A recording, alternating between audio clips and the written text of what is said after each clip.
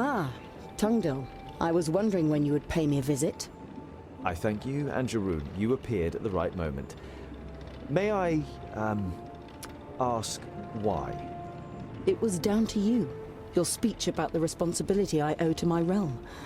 Lot Yonan was a good teacher. Her face darkens when she thinks of her old companion. There are 100 reasons that Nodon deserves to die. That is why I went back to the Secondlings and took another look through the books. I discovered a passage that said keen fire can only take its effect against evil when it is wielded by a foe of the Undergrounders. A foe of the Undergrounders? It's going to be difficult to persuade Nork to help us. I didn't mean to eavesdrop, but I think I might have an answer to the problem.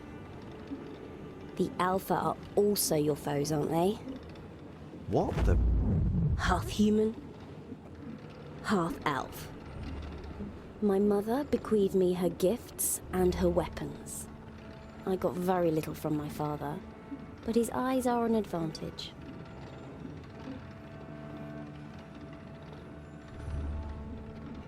We should keep your parentage secret, especially from Geralda. I'm in no doubt that the Alpha did terrible things to her. And I'm not keen on letting her kill me. If what Nomura told me earlier is true, this Geralda could be just as great a danger as Nodon. She could take control of generals or kings, maybe even me. You are aware of the danger, but you don't have the energy to think about it right now. You push the problem aside. And that's agreed. We will keep Nomura's secret to ourselves. And you're sure that only a foe of the Undergrounders can use keen fire? Anyone can use it like a normal axe, but only a foe of the Undergrounders can command its magical powers. I don't know much about her, but a half-elf should pass as a foe of all dwarves. All right then. You will wield keen fire in the battle against Nodon. But we're going to have to make it first. You said it. The actress takes her leave with a little nod.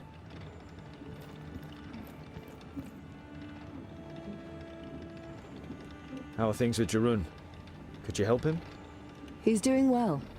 He should be back to full strength after some rest. You still don't know what kind of being is hidden under the armor, but the Mager's powers seem to have done a good job. The firstlings have offered to improve his armor, and when one of the best smiths in Girdlegard offers something like that, you should definitely take them up on it. How are you and your powers? You look a little exhausted. I won't lie to you. It has already been too long since I was in a place where I can draw new strength. My power is trickling away like water from a leaky pipe. Is that perhaps a way to weaken Nodon? No, I wouldn't count on that. Even if we could keep him away from the magical realms, the being that lives within him has given him unknown powers.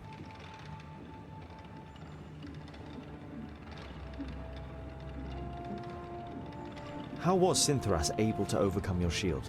Can Alfar use magic? No, certainly not. I don't know much about their people, but I think they have innate powers.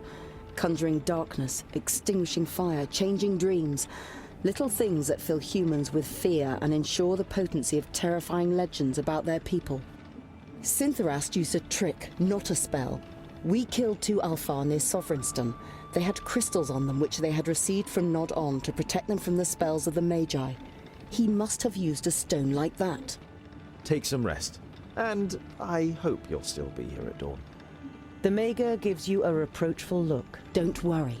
We'll stand by you until this expedition has reached its destination. It feels good having the Mager and her companion at your side again.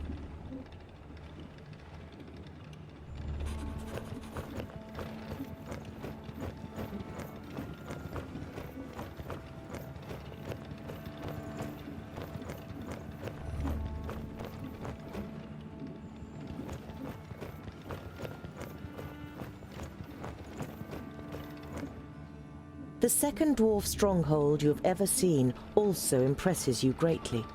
The firstling stronghold is very different to Ogre's Death, but you'd rather not say which you prefer.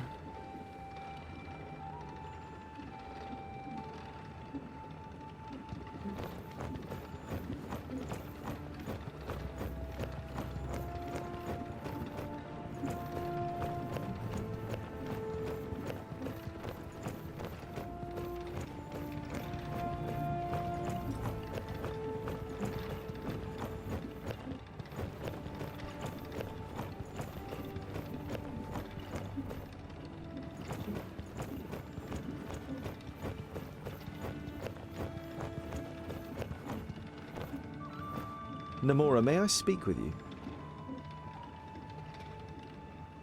I was wondering how you ended up being an actress with Rodario and Fergus.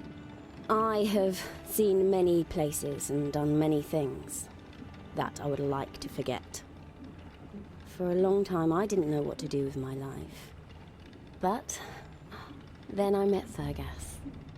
There are no secrets between us. I have never had to pretend with him. He introduced me to Rodario, and I feared the worst, but he was delighted. He immediately wrote me into a new play. That sounds like Rodario. Your parents, relationships between humans and Alfar is uncommon. My mother brought me up on her own. I don't know what happened to my father. You look at her compassionately. Namora notices your expression and shrugs her shoulders. I never knew him, so I don't miss him. You don't believe her. You never got to know your parents either. But you still miss them even though Lot Yonan raised you. This might be a strange question, but do you sometimes wish... That I wasn't half elf? Of course I've thought about it. But what's the point? This is how I was born, how I am, and it's something I can't change. And well, perhaps it might now serve some benefit for the first time. My heritage could be the key to saving Girdlegard. See you later.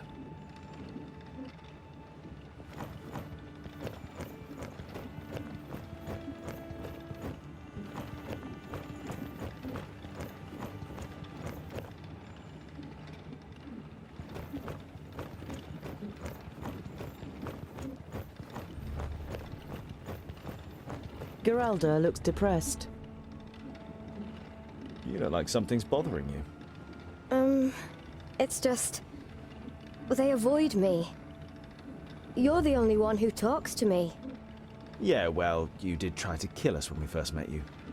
Geralda gives a wry smile. Not exactly the best of first impressions, right? You're not a bad person, Geralda. Just give them some time. You said you wanted to join the Free Folk. What do you know about them? To be honest, I don't know very much at all. It is said they are like a kingdom, just without a kingdom. No clans, no obligations and traditions, no repressive expectations. Just dwarves living together. And where do I find them? Well, everywhere. And nowhere. They hide. I think I almost found one of their cities. I don't know anymore. See you later.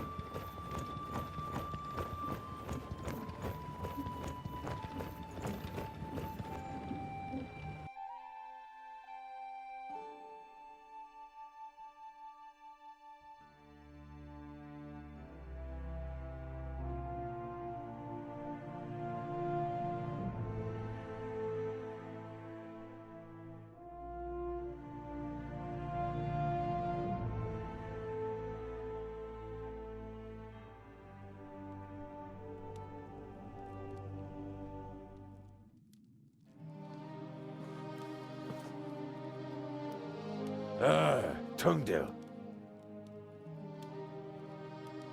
How is he?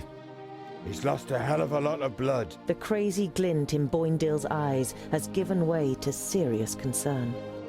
I'm doing fine. You must rest, brother. Stay on your back so the wounds can heal.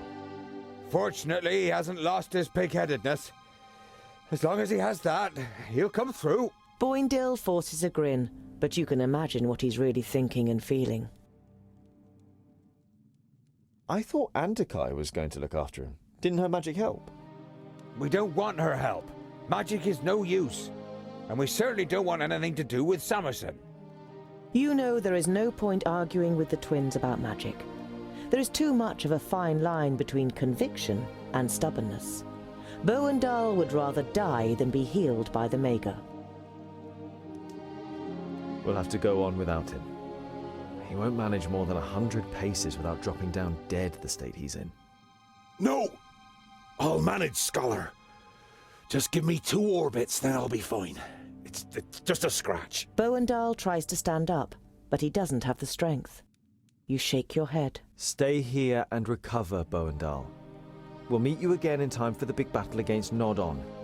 You have done your bit.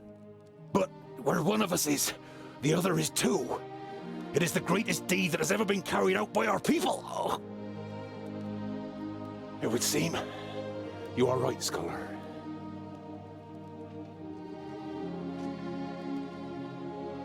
We'll be separated for the first time in our lives. I will miss you by my side in battle. The first 100 runts will be for you. You will have to protect him and the others on your own now, brother. Don't take on too much, and rein in your frenzy. You must control your anger better than you usually do. Promise me. I promise. Tears run down the bearded cheeks of the 2 twins.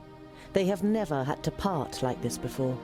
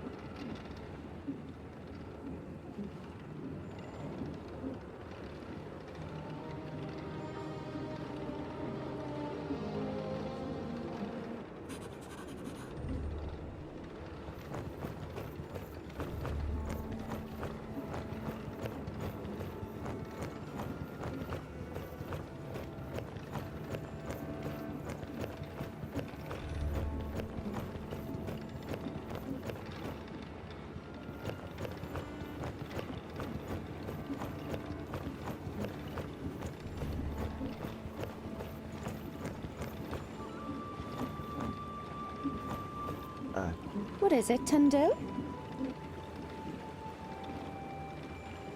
It would seem that a lot of important positions are occupied by female dwarves in the Firstling Kingdom.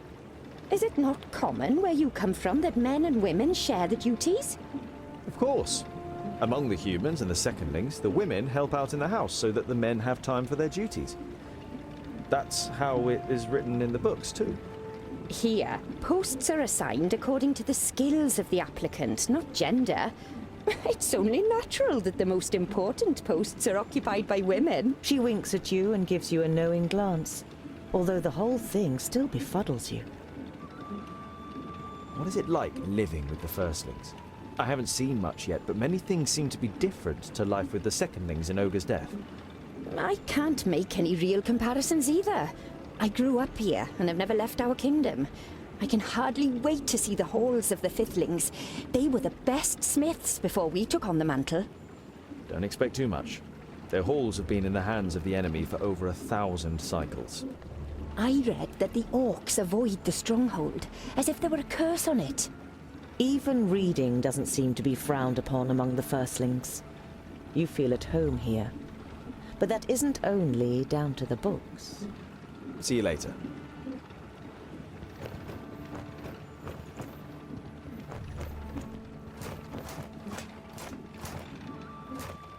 I've gathered all of the metal we need for Keenfire. I'm ready to depart. You nod and then look her solemnly in the eyes. Once we set off, stay in the background, keep out of fights, and avoid all danger. The female dwarf's expression darkens. Shall we engage in a trial fight, Mr. Dwarf? No, Bifracus.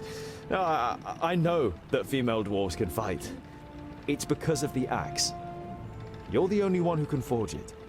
If something happens to you, we won't be able to stop Nodon. The face of the smith relaxes, and then a smile appears on her lips. I can look after myself.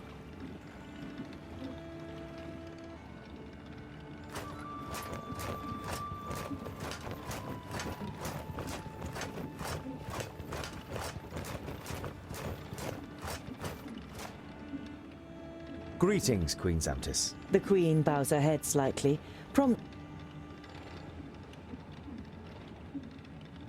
Please excuse me for asking, Your Highness, but how is it that a queen is sitting on the firstling throne? The queen smiles.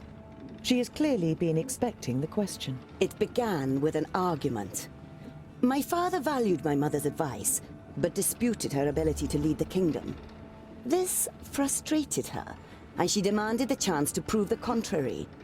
In the end, they agreed that my mother would govern the firstlings for 14 orbits. And during this time, there was an attack by trolls, and my mother put them to flight with cunning and bravery.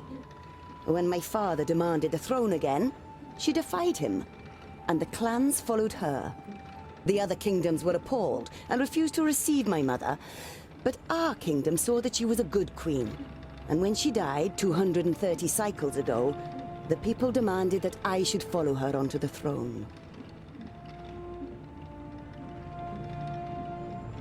Is everything ready for our journey to the Kingdom of the Fiflings? We have provided wagons for you and your companions. Are your preparations complete? Yes, we are ready. The queen nods slowly. Rally your companions. I will march east with my host, but don't be misled. The fate of the perished land is in your hands, not mine. May you succeed and return unhurt. Vrakas be with you.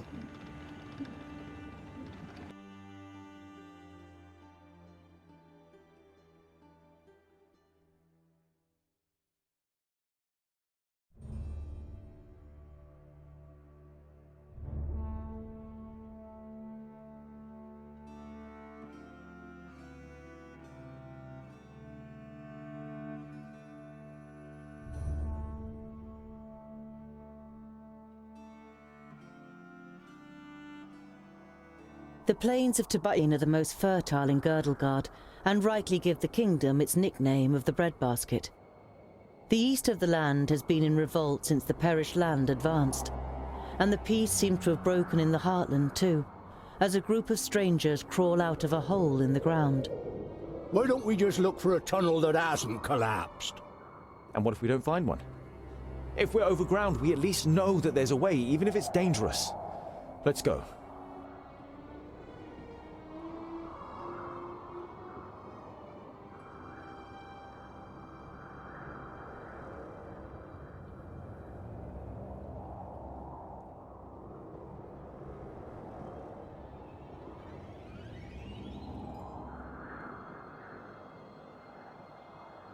Rudeka is, contrary to what the name suggests, a large city. If Rodario is to be believed, more than 70,000 people live here, a number that you find it hard to even imagine. But while you walk through the streets, you don't doubt that it's the truth. Never before have you seen such huge masses of people. If we are looking for somewhere to quench our thirst or for a roof over our heads, then I would recommend the Golden Well Tavern. And we can find everything we need for the rest of our journey at the big market.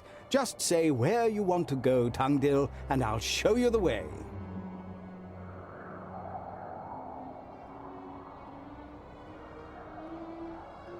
The big market at the city's south gate certainly lives up to its name. You have never seen a market on such a scale. Stands, large and small, as far as the eye can see. Everything you could possibly need can be found here, as well as plenty of things that seem to have no use at all. While you push your way through the crowd to get to the trader Rodario wants to introduce to you, you overhear two peasants talking about elves. No, I tell ya, it was elves. Pale skin, pointy ears. Yeah, something strange is going on these days. Old Trundlewood from down Acre Hill way said he saw some pointy ears too. Come to think of it, where's he been all week? Here we are. Rodario's sudden announcement draws your attention away from the locals to the tent that you're now standing in front of. Welcome to Brand's Potpourri. Whatever your heart may desire, I can supply.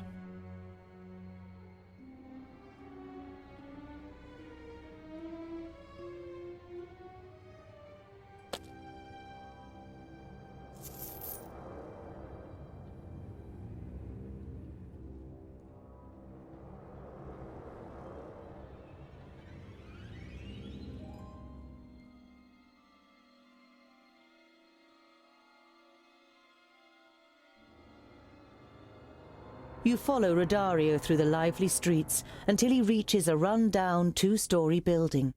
You hope that this dump isn't the tavern that Rodario recommends. You prepare yourself for the worst, but the inside of the tavern surprises you all. The walls are clad with dark, finely ornamented wood. The floor is clean, the tables are weighed down with good food, and a hot fire is burning in the fireplace. One should never judge a book by its cover. The guests look you over full of curiosity, and many nod a greeting. The haggard woman behind the bar greets you loudly. Rodario, you old rogue! What are you doing here? And you've got dwarves with you! I don't see one my whole life and then several come along in the same month. We are on an important mission, Madame Flori, and could do with a place to stay the night. Rodario introduces you and negotiates a good price for a few beds and a night's lodgings. Sorry for asking, but you said you'd seen some other dwarves recently. You're thinking of Gandagar's group and wonder whether they might have reached the kingdom of the Fifthlings already. Yes, a nice bloke from the west. Paid for his room for a month in advance and then disappeared. Travelling lights. The landlady's expression darkens. That was 3 weeks ago. If he doesn't come back soon, I'll have to release the room. You give Namora a sign and sneak onto the first floor. The half-elf appears moments later. To your surprise, she has Balandis with her, who must have caught something of what was said. I want to know who the dwarf who is sneaking around here is. Perhaps he belongs to Gandagar's group. After apologizing to various guests for intruding, you are left with just one untried door. Namora picks the lock, and you enter the room unseen. The room is bigger than all the rooms in the tavern you have seen so far, and all just for one guest. There are maps, various pieces of notepaper, and 3 notebooks on the table. The notes are partly written in Dwarvish, and partly in the language of humans. The 3 of you scan through them, until Balandis draws your attention to a map, on which the route from the kingdom of the Firstlings to the kingdom of the Fifthlings is marked. What would make a firstling travel to the perished land, or even to the kingdom of the Fifthlings? You believe you've found an explanation. Here, this letter. I have found a way, but I don't know if I will return safely with Star Slasher. That's why I leave to you, dear Barris, my notes, may you, and so on. Star Slasher? You have come across this name in the notes a few times already, but you just shrug your shoulders and throw the letter back onto the table in disappointment. You had hoped to have found out some news on the whereabouts of the other group. A sword. Apparently it was given to Giselbert I and I by a caravan travelling from the other lands. It seems we're dealing with a treasure hunter.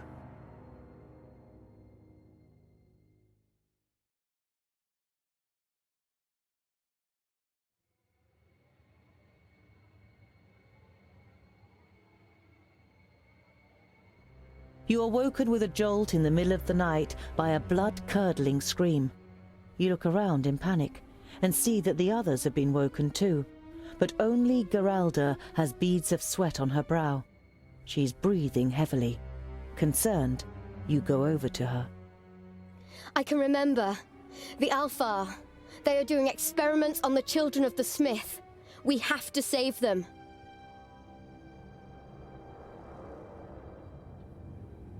Alpha? Experiments? What are you talking about? I can remember everything. Or at least some of it. I know that I was taken prisoner by the Alfar, along with other dwarfs. They experimented on us, and I somehow escaped. Where was this exactly? They are here, nearby. It was a village, I think. An Alfar village in Tabain? Doesn't sound very likely. By Rackus, if the Alpha are experimenting on dwarves, we can't just ignore it. We have to free the prisoners. We can't save the world if we ignore the suffering right in front of our eyes. We will help Giralda. Boandal and the others accept your decision. Giralda nods at you gratefully.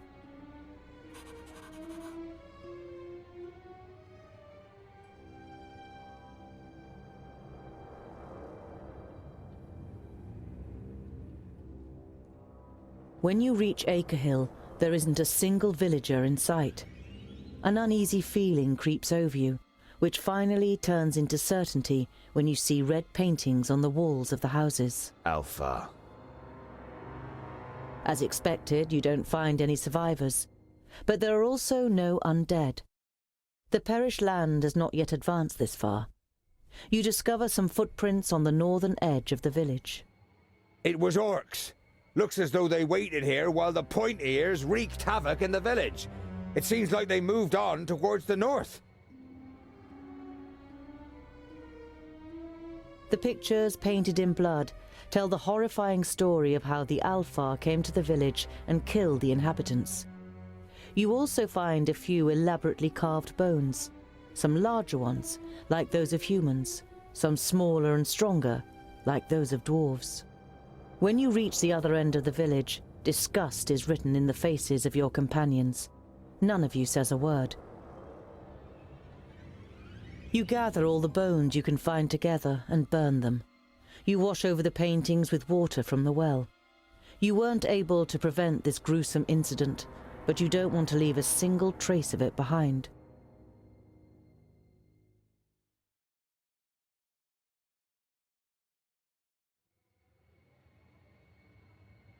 Some way from the path, you come across an old campsite between some rocks. A trampled-out campfire and scattered belongings, papers, bottles, and a necklace, suggests that the traveller either had to flee in a hurry or was abducted. That is a firstling necklace. I recognise the emblem. It belongs to the clan of the Rough Blades. We only know of one firstling out so far west these days, the dwarf whose notes we found in the tavern. Star Slasher. If King Giselbert really did wield this sword, it would be an unbelievably valuable artifact. Just imagine if the sword really existed. It's not worth losing your life for, or, in the worst case, losing your life and then rising again. You look around again more closely, but there's not much here that could help you. The ground is too hard for footprints, and the objects that have been left behind could have come from any old dwarf trader. Do you know anything about the Rough Blades, Balandis? Every firstling knows of the clan. They have a long tradition as weaponsmiths, though their work is often exotic and sometimes thought of as undwarfish. They experiment a lot with blade shapes and hilt lengths. Their weapons are easy to recognise. Sounds as though someone from a clan like that would definitely be very interested in a legendary sword. You walk through the villages that once blossomed, but are now deserted due to the advance of the parish land. The colour has drained away from the wood of many of the houses, just as it has from the countryside itself. A carpet of withered plants rustles and crackles under your feet. You don't know if the parish land can ever be driven away again, and even if it can, it is questionable whether people will ever live here again. You sigh, and try to drive these dark thoughts away from your mind.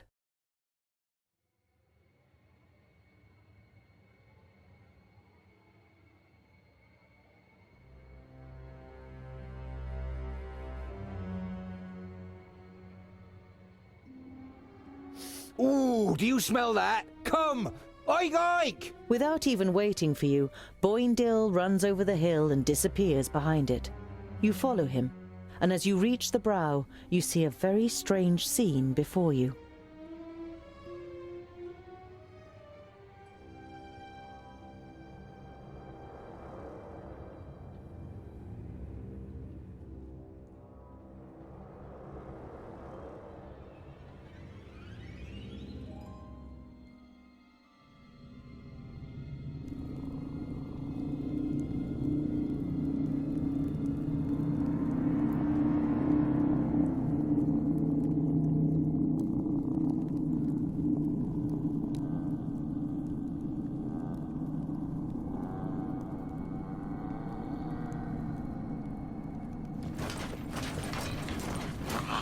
told you you shouldn't touch them.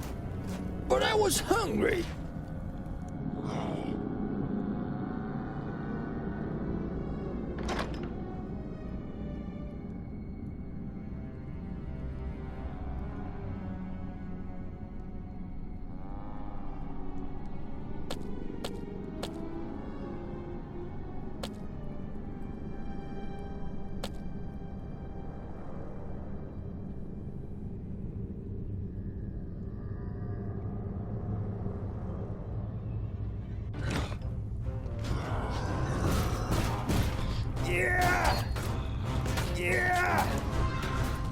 Please wait a moment. I can't do that yet. What is it? Vile creature.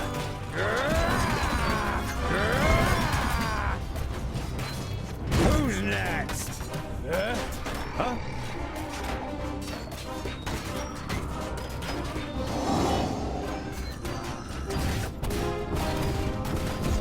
Kill.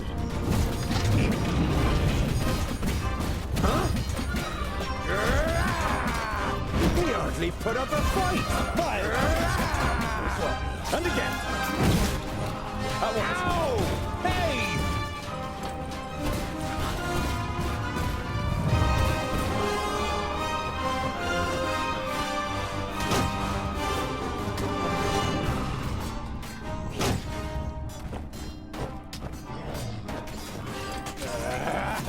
A bit too much for you, was I?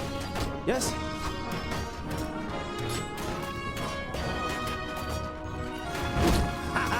Kill.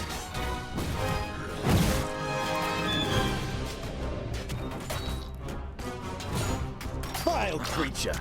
And what now?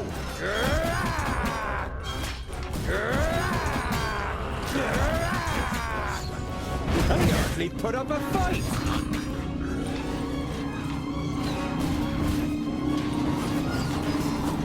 Yes, yes, so.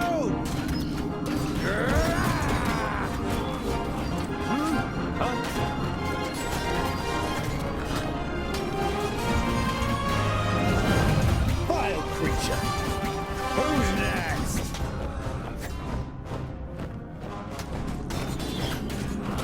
I am going down. I'm your hand. Too much for you, was I?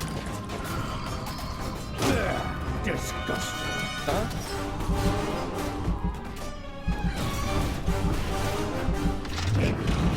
He cheated. Vile creature. Looking for enemies? They're all Kill. here. On my way.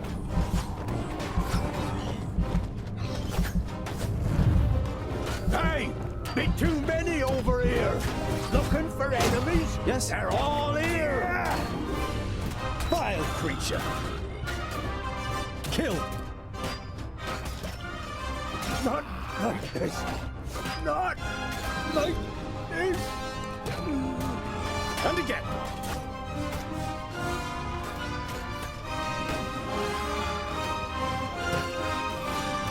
Kill. Vile creature. And again. Kill. And again. Kill.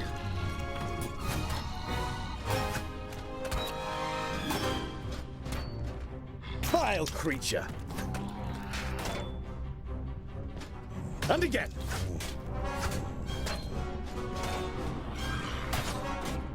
They're hitting me pretty hard. I need help over here, quickly. And again. Kill.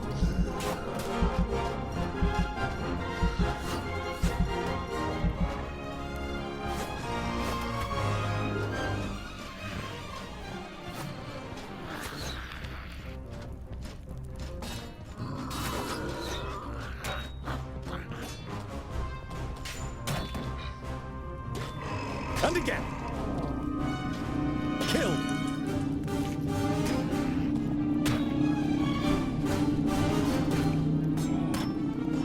Vile creature.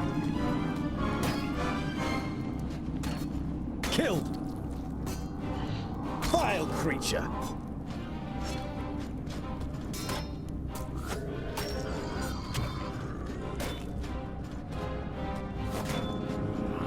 And again. Yeah. Yeah.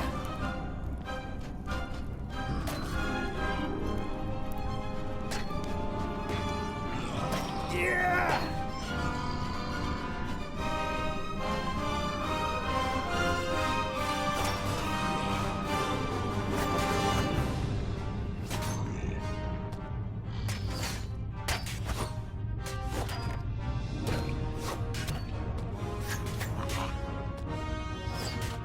Vile creature. Killed. Vile creature.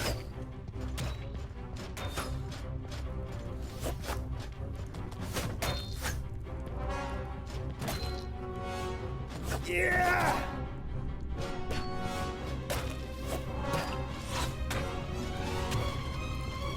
Vile creature. Yeah.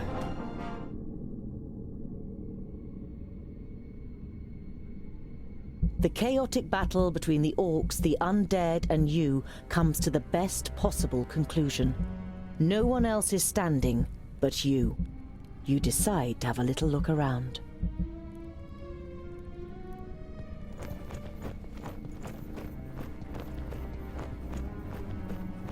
The closer you get to the murky pool, the worse it stinks of decay and death. At first you thought it was only dirty water, but for as much as you can make out through the gloom, it seems almost black and has wondrous streaks.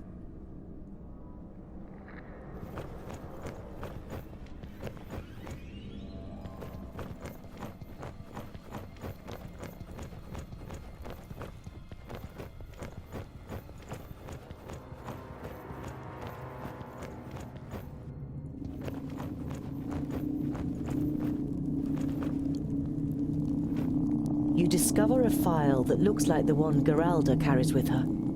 Before you can get a proper look at it, Geralda is suddenly standing next to you, and she wrenches it out of your hand.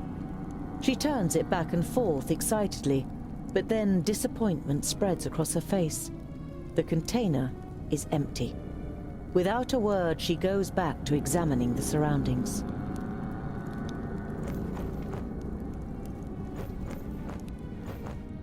You tremble at the thought that you could end up the same way. You hope that one of your companions would have sympathy with you if you were to die in the Perish Land.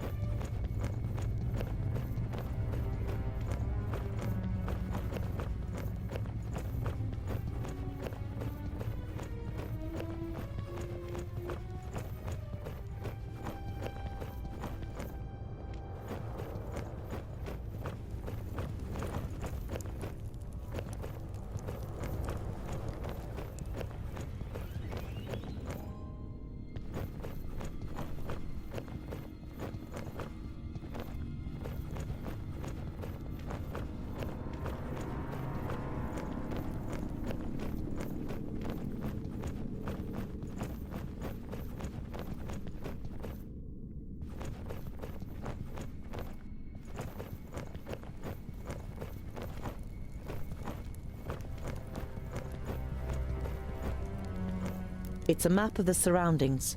Not far from your current position is a place clearly marked with a red cross. Is it another Orc camp, or even the Alfar camp? You mark the place on your own map.